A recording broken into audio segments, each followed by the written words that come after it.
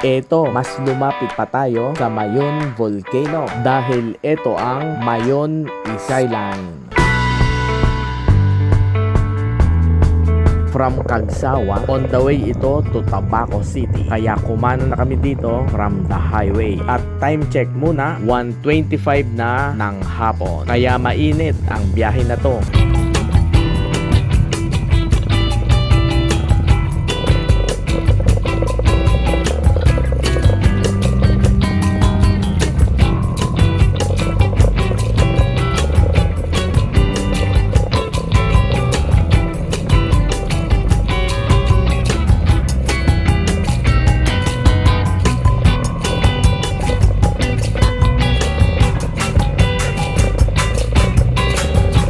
Pakanan ulit at paakyat na ito. Ano ba naman tong truck na to? At sa kantuhan pa talaga tumigil. Takaw disgrasya to.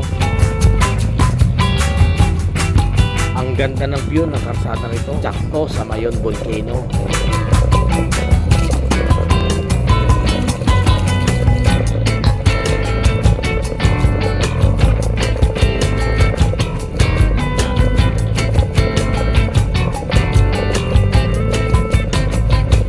Dahil paakyat dito ng bundok, i-expect na natin ang sigsag na daan. At syempre, ang magandang view sa ibaba.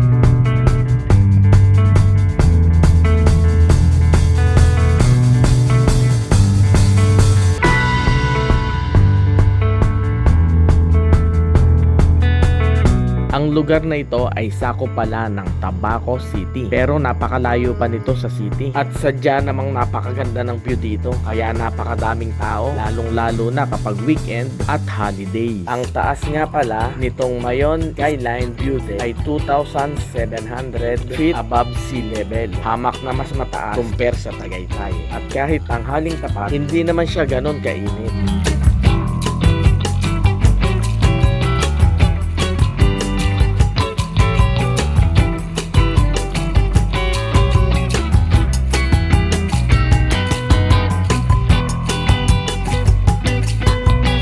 Maraming salamat nga pala sa mga nakasama ko sa rides na ito at sa buong Bicol Ride. Walang iba kundi ang PCXO Riders Club. At sa mga taga Bicol na nag-join sa ride, maraming salamat din. At syempre, sobrang thankful kami kay Madam Sara sa kanyang hospitality at kagandahang loob.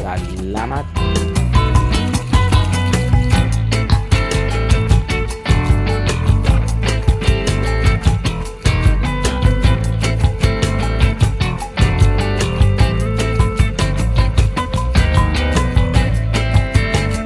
At muli, maraming salamat sa inyong panonood. ito na nga pala yung last part ng aming Bicol Adventure Ride. At baka naman pwedeng palike at pa-subscribe na din.